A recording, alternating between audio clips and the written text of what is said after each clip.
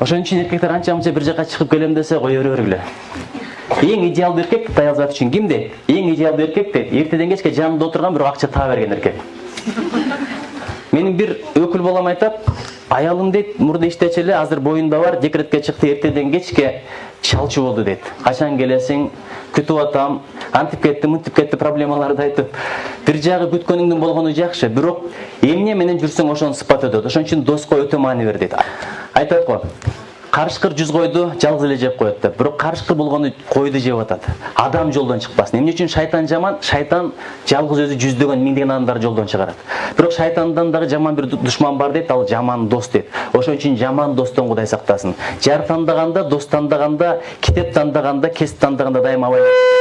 Мен жаш мундардын өкүлдөрүнө дайыма айтып келем. Бул биринчиси.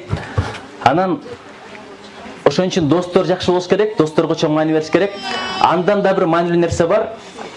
Мисалы, адамдын атапка сыпатын өтүп отурсун, керек болсо жаныбардын, макулуктун сыпаты адамга өтүп кетет. Айтылган экенде ким ат бакса дейт, текебер болот. Байкасыңарбы, ат текебер. Жүргөндө байкасаңар, ат мындай жүрбөйт, башын көтөрүп жүрөт. Ким эгерде атты бакса, жылкычылар текеберирээк болуп калат экен. Анткени жаныбардын сыпаты өтүп атат. Ким эгерде төө бакса дейт, ал кекчил болуп калат экен. Анткени төө жаныбарлардын арасынан эң кекчил болот экен. Бото кезинде, тайлак кезинде уруп койсоң, ошону унутпайт дейт. 4-5 жылдан кийин болсо да бир өчүн алып алат дейт. Жок дегенде бетиңе жаба түкүрүп алат дейт. Төө түкүргөндө билесиңер, мындай бизге окшоп түкүрбөйт, жаба түкүрөт. Кайсы бир кино бар го? Жентимен удачи деп, бирөөнүн бетине түкүрөт го? Ошол сыяктуу жок дегенде бетиңе бир түкүрүп алат дейт. Анан ким кой бакса, ошол кичпейил болот дейт. Байкасаң, койдун башын көтөргөнүн көрдүңөр беле? Качан болсо мындай жүрөт байкуш. Бияка деле айдасаң кете берет, бияка деле айдасаң кете берет.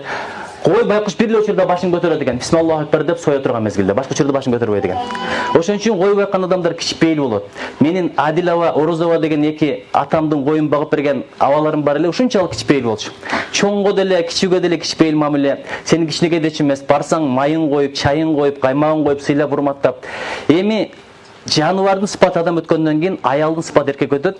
Бирок дагы бир жаман жери эркектин сыпаты да аялдарга өтө баштады. Аял болсо, эркек болсо.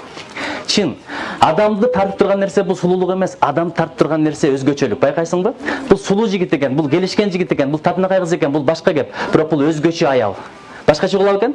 Бул өзгөчө эркек, бул өзгөчө мырза, өзгөчө жетекчи, өзгөчө адам. Адамды тартып турган нерсе оригиналдуулугу. Ошон үчүн эркектей болгону жакшы, аялдын аялдай болгону жакшы. Бир макал бар го, кыштын кыштай дейт, кыздын кыздай болгону жакшы. Ушу сыпаттар бирине бир өтпөсүн. Анткени кыргыздын макалдары укмуш. Кыргыздын макалдары менен сиздер окуган университеттеги идеология бирдей эле. Мисалы дейт, аял үндүү эркектин дейт, кубаты жок дейт, эркек үндүү аялдын уяты жок дейт. Ошол эле мезгилде динде дагы айтылат. Эркекче кийинген аялдарга, аялча кийинген эркектерге каргыш болсун деп. Аялга эркек окшошо баштаганда, эркек аялга окшошо баштаганда, ошондон баштап кыямат келди деп эсептей бергиле деген. Кудай ошондон сактасын.